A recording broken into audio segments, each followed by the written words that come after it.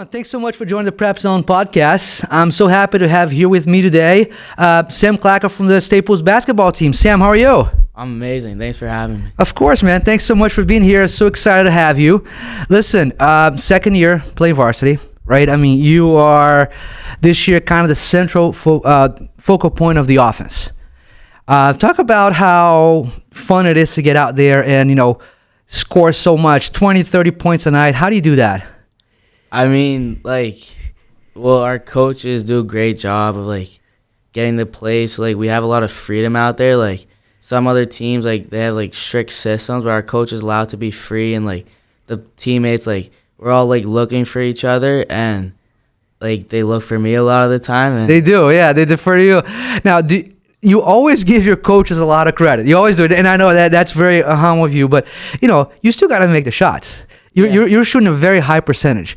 Talk about your work ethic. I mean, I've heard a lot that, the term gym rat, which is not a bad term. I know that's someone who's at the gym a lot. And I'll tell you one thing I remember before you answer that question.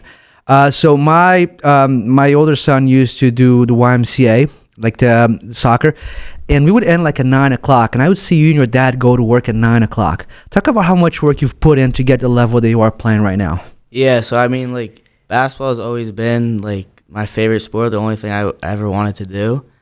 And so, I started working with this one, shooting coach once named Mike Evans, and, he gave me, drills to do.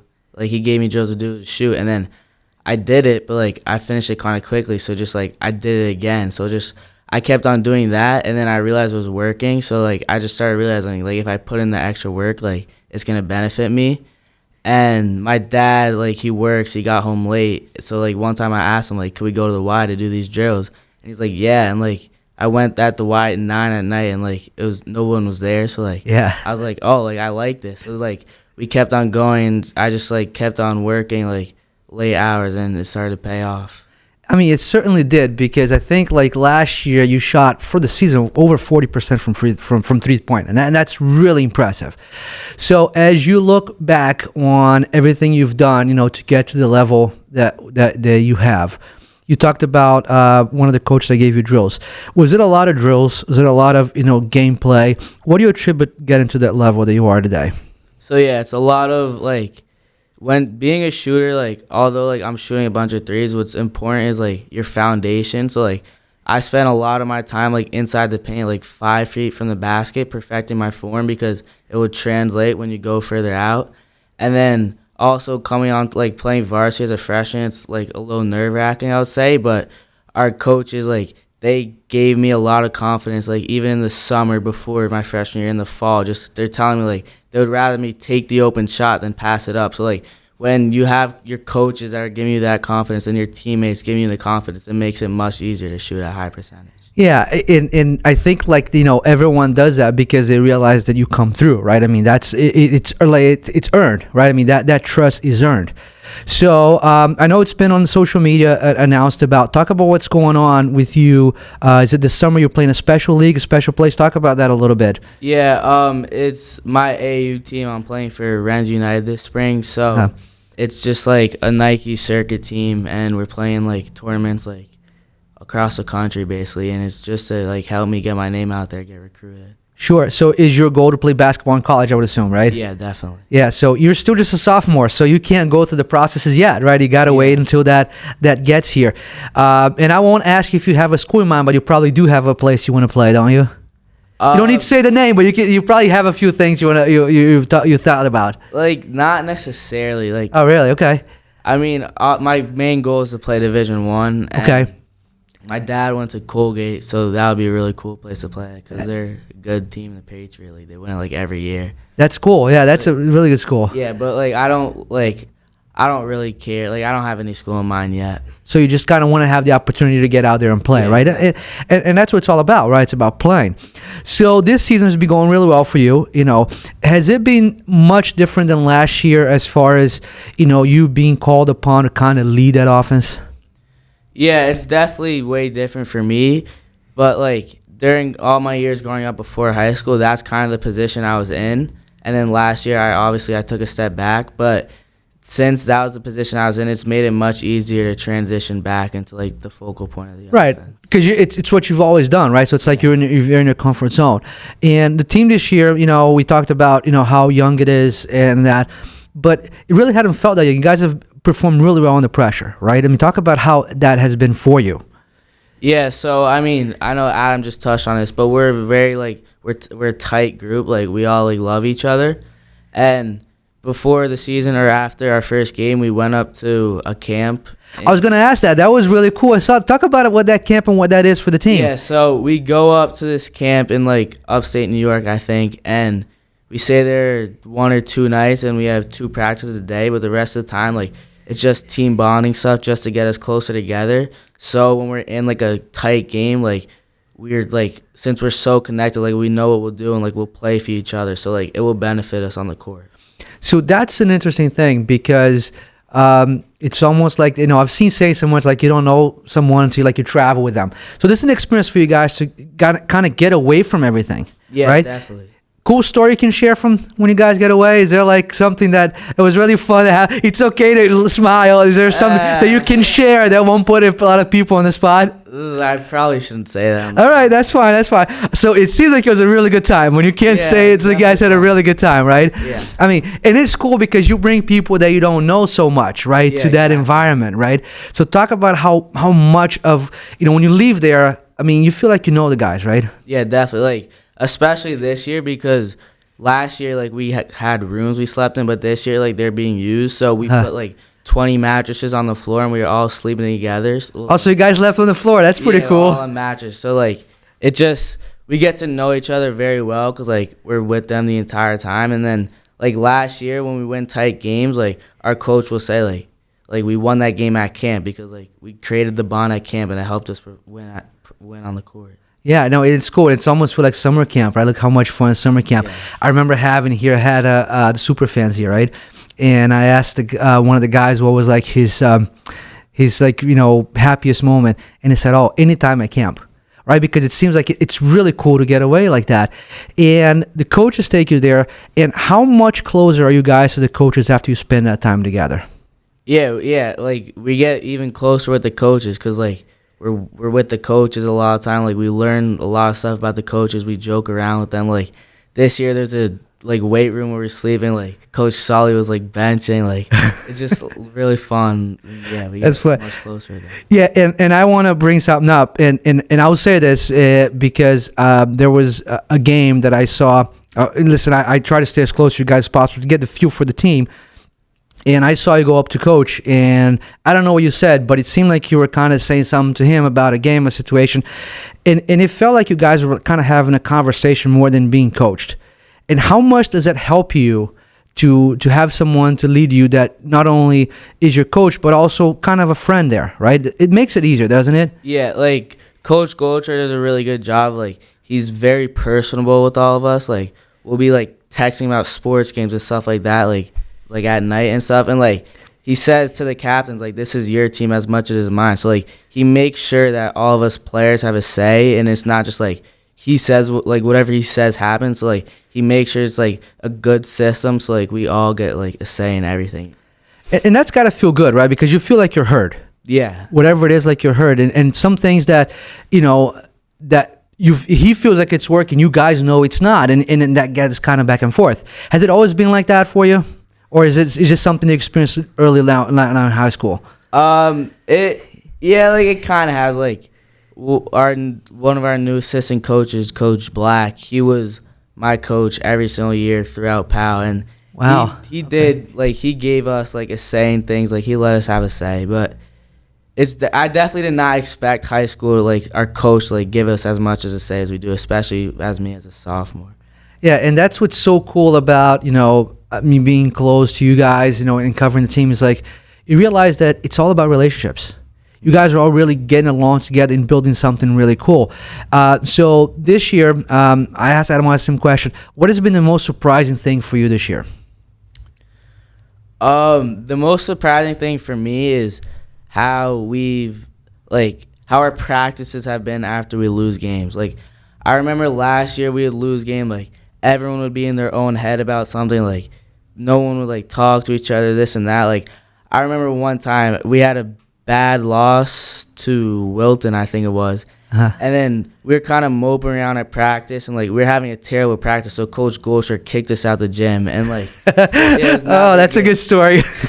So, but like this year, like after we lost, like there's still energy in this gym because like we all know like yeah we're gonna lose some games, but we need to bounce back after the loss. So that's definitely been the most surprising thing to me. Right. I mean, think about listen. Nobody ever wants to talk about losing, but I remember I saw everybody talks about Michael Jordan, and I saw a quote that he says, I'm never okay with losing, but losing is kind of a part of winning. It's kind of where you experience, right? So it's interesting you say that. Now, you talked about the practice and the team.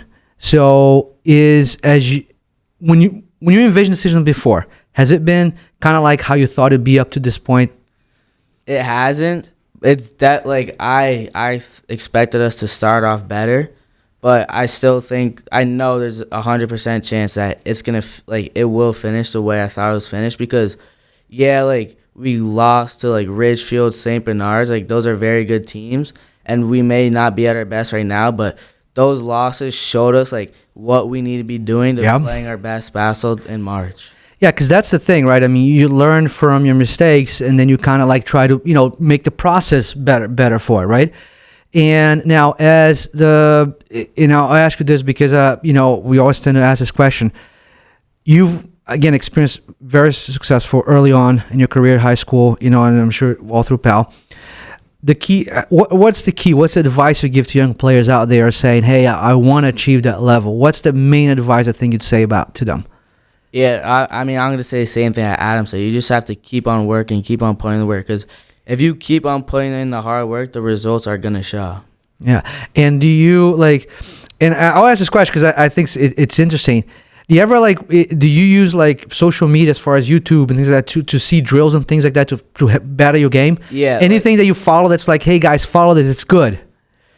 I don't know, I don't have a specific one in mind, but there's so many different YouTube videos that give you so many good drills, and you also a big thing is studying NBA players, see what they do, and try to add that into your own game. What player, NBA, college, that you mirror your game after? I try to mirror my game after kind of like Trae Young because he's an undersized guard and he could shoot it, he could pass it.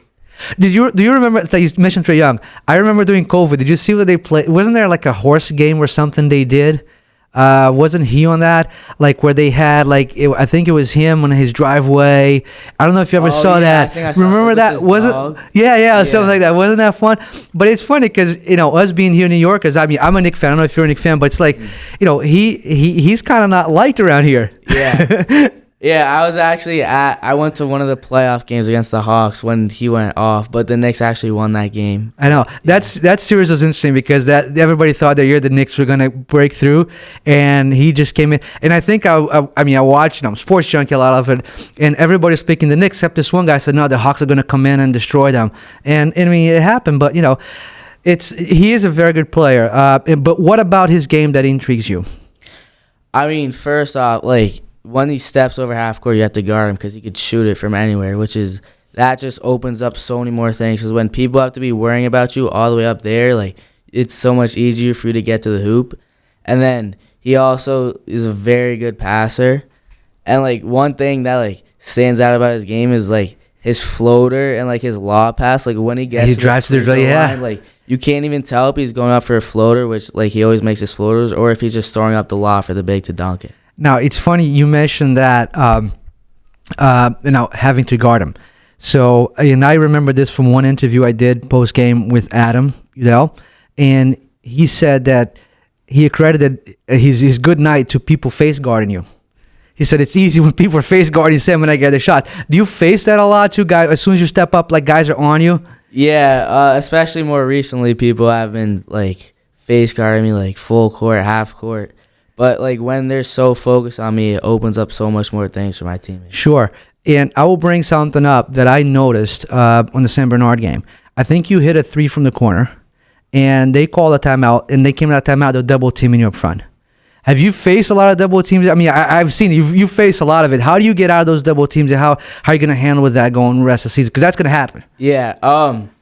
like my coach has been telling me like when I'm being face guard double team, like moving off the ball is really big, and also setting on ball and off ball screens, because when I'm setting a screen and they're face guarding me, like they have to do a lot of talking, a lot of communicating to figure out like what they're gonna do. Like, cause if I'm setting a screen, they don't talk. Maybe 2 guys follow me and the guy with the ball is wide open, or maybe 2 guys follow them and then I'm open. So it's just like I need to be very active off the ball, even if I'm being face guarded. Yeah, I mean, it's, it comes with territory, right? I mean, when you're a focal point, they're going to try to stop you and make everybody else beat you. But the team is doing a good job of playing together, and you guys have done a really good season. So, Sam, I want to thank you so much for being here. It was so great having you, all right? And we're going to end with some quick hits, all right? All right. So let's start with this. So, TikTok or Instagram? Definitely Instagram. All right. Your favorite artist or your favorite song? My favorite I would say my favorite artist is Drake, but like that's kind of boring. But an artist that's been growing on me recently is Rod Wave. Rob Wave? Yeah. What type of music is that? I don't think I know Rob Wave. What type of music is that? We all have our guilty pleasures, right? That we carry in our iPhones. Yeah. So what type of music is that? Some of his songs are like rapping, some is like singing. Like it's kind of like a mix of both. Is it almost kind of like a Post Malone type of thing? Like kinda, yeah. Kind of, yeah. Okay, cool, very cool. All right. What's the last series you binge watched? Probably Prison Break for like the 3rd or 4th time. Man, I've seen that. It's the best show of all time. Now, let's talk about that show just a little bit. Like, I loved everything about it, but I really liked the Middle Eastern part of it towards the end. Wasn't that fun? Yeah. I thought. Are you talking about the newer season? Like the last season when he was like he was a different name. He was playing a guy. Oh, we're giving too much away. Sorry if you haven't seen this. I apologize for that. But yes, okay. So I love it. The best season's definitely season 4. I would agree. Yeah, I think like everything about it was great. Like, I mean, there's not really. I mean, that show. So I'm sorry I gave that away, but that was great. All right, fiction. I'm sorry, pizza or ice cream? Pizza. Fiction or nonfiction? You're a fiction guy, nonfiction guy. Fiction. Fiction. All right. All right. Bumper car rides or roller coasters? Neither. I hate that type of stuff. So you're like a water park kind of guy? Yeah, I like water parks. All right. One thing you can't live without? My phone. I get that a lot. What's the coolest thing you got in your room? Coolest thing in my room? Probably my basketball shoe collection. Talk about that. What kind of basketball shoe collection you have? I just have like a bunch of shoes. Like my like AU team, like they gave us a couple of shoes, and like I got a couple other shoes for my birthday. So are they like specific shoes, like Jordans, things like that, or are they like shoes that mean something to you? No, like, it's just like shoes that like I play in. Oh, really? So like you kind of collect them, something like that? Yeah. Almost like the movie Major League, which you probably, I don't know if you've ever seen that, but the guy, so like what he does is like, he steals bases and then he keeps the gloves from every base he steals. So that's really cool. That's really cool you do that. What superpower do you wish you had? Invisibility. If you could have lunch or dinner with anyone, dead or alive, who would it be? That's a good question. Probably LeBron. LeBron. So then, next question, LeBron. You are a LeBron guy or Jordan? LeBron's a GOAT. LeBron is a GOAT. All right. That's going to be your spiciest to say, like probably say in all episode, because that's going to get some play because everybody's either one or the other. Now, make an argument for LeBron. I mean, he's been doing it for so long, and he hasn't like slowed down at all. Like the numbers he's putting up now, he's putting that up 15 years ago. Like, it's just crazy. Like, by now, Jordan's just like gambling in Vegas at this age. Like, so his longevity is different. I know, yeah, and I think like with the comeback from the Jordan people like myself would be 6, right? The number 6. I know, and that's okay. We don't want to get into the whole thing, but you're gonna have some work to do because Adam says it's Jordan, and your coach also says Jordan. So that's like the third basketball person here. So you're outnumbered. But it's all right. I mean, I have to agree that the expectation that he came in with in the league was totally different. Right? I mean, he came in. Yeah. It's almost like what you guys experienced this year. Like, you guys are young and you're expected to win. You don't have time to develop. Mm-hmm. Right? I mean, think about, and I don't want to get too much off subject of that, but think about you guys had such a great season last year with a lot of seniors. Then they all leave, and then you guys are expected to do the same. Yeah. So I mean, it's listen, it's fun. It's the pressure, right? I mean, that's what you live for. All right, and then last one here. If you could go back in time to the first day of 6th grade, what advice would you give yourself? Probably just keep on working. Keep on working. Yeah, goes by fast, doesn't it? Yeah. It just goes by blink of an eye. So listen, Sam, again, thank you so much for being here. It was a pleasure having you. Right. Good luck the rest of the season. Thank you.